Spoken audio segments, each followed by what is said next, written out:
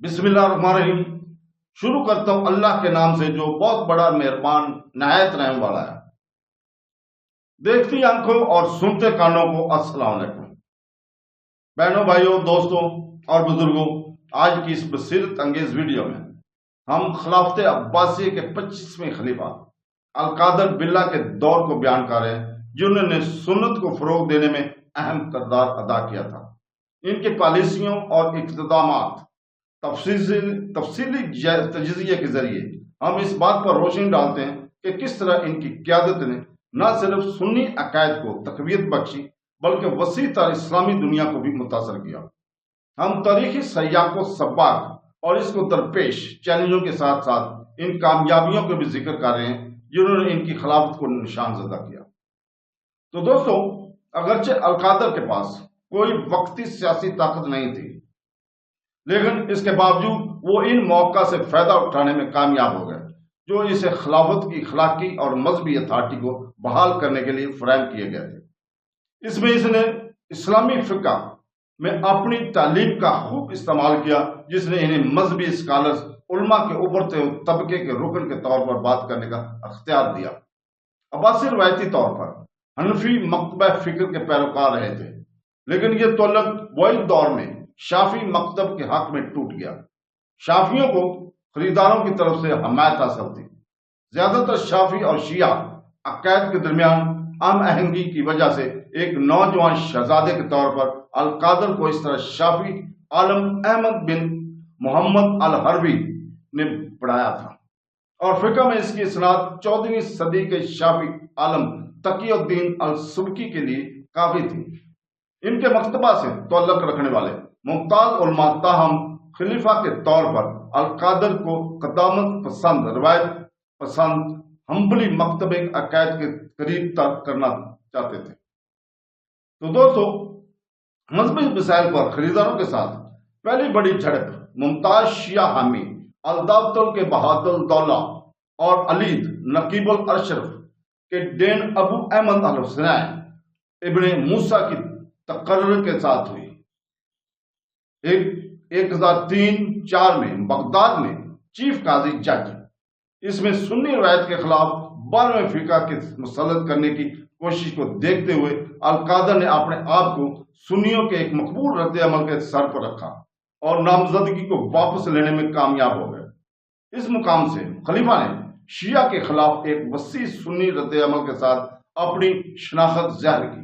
दोनों बारह के मुख्तलिफ किस्मों में को खरीदारों के साथ साथ इस्माइली शाख, जिसकी क़यादत हरीफ फातिमी खिलाफत कर रही थी, इस वजह से वो इमामा और बहरीन में खुतबा की सुन्नी और अब्बासी शक्ल को बहाल करने में कामयाब हो गए। 1006 में कुरान की तजदीद मुअस्सर पर एक पुरतशद्दद तनाज़ा खड़ा हुआ, जिसका दावा किया गया कि इसका तल्लुक इब्न मसूद से है, जिसे शिया उलमा ने रवायत के खिलाफ करार दिया, लेकिन सुन्नियों ने इसे सख्ती से मुस्तरद कर दिया।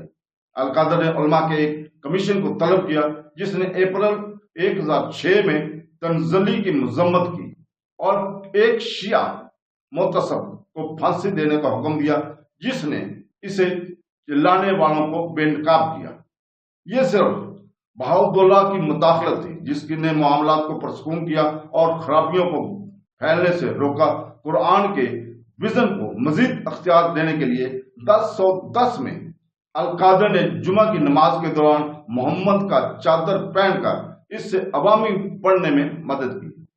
इस मामले में एक और खतरे पर भी रोशनी डाली थी, यानी बगदाद में फातिमी प्रोपेगेंडे का रास्ता, जहां इब्ने मसूद को पसपाई पर होने वाले फसादात के दौरान फातिमी खलीफा अल हकीम बिन अमरो अल्लाह के नाम की तारीफ की गई थी।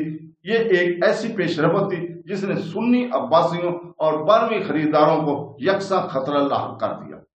फातिमी खतरा खास तौर पर अगस्त 1010 में ज़ाहिर हुआ, जब एप्रोमेस्ट्रिया में के अकीलबी अमीर करोश बिन अल-कलद ने, जिसकी ताकत बगदाद की मसाफात तक फैली हुई थी, ने फातिमी खलीफा की बालादस्ती को तस्लीम किया। अल-कादर ने जवाब में बहाउद्दौला को एक सफारतखाना भेजा, जो बाद हुक्मरान का अकीद अमीर पर दबाव डालने में कामयाब हो गया, जो जल्द ही अब्बासियों को بیت میں واپس آ گیا۔ مکہ کے امیروں نے بھی فاطمی حکیمیت کو تسلیم کیا اور کئی سالوں سے عراق کے عازمین حج اس شہر کا دورہ کرنے سے قاصر تھے، کیونکہ ان کے گزرنے کی حفاظت کی ضمانت نہیں دی جا سکتی تھی۔ القادر نے وسطی عرب میں یمامہ پر بدو سردار اسفیر کو حکمرانی دے کر حجاج کے قافلوں کو بدو قبائل کے حملے اور لوٹنے سے بچانے کی کوشش کی، لیکن اس میں بہت کامیابی ہوئی۔